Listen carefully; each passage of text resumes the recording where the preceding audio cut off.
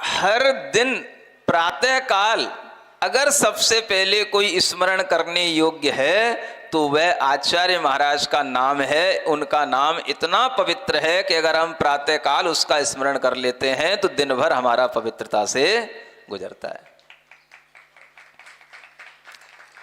तो जो नाम इतने पवित्र हो जाते हैं, वो नाम क्यों इतने पवित्र हो गए, किससे हो गए?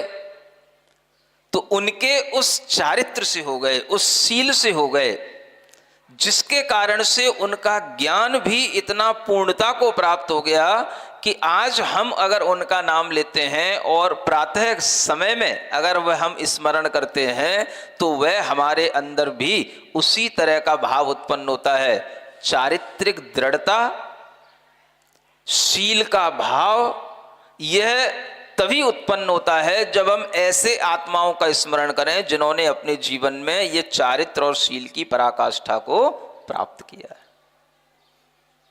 इसलिए यह विशेषण आचार्य महाराज के लिए आचार्य श्री समय सागर जी महाराज लगाते हैं, प्रातः स्मरणीय। वह प्रातः उन्हीं का स्मरण करना चाहिए।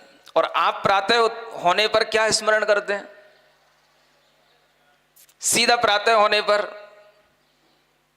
घर में क्या है, कौन कहाँ है, बच्चा कहाँ है, कौन क्या कर रहा है, सबसे पहले किसका स्मरण करना? जो प्रातः स्मरणीय है उन्हीं का स्मरण करना।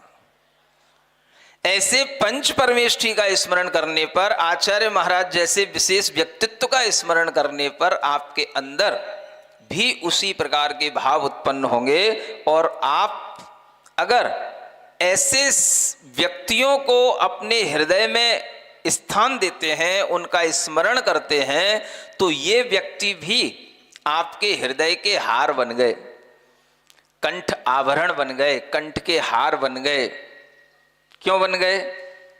इसी प्रकार के चारित्र और शील के संयोग को प्राप्त करके बन गए।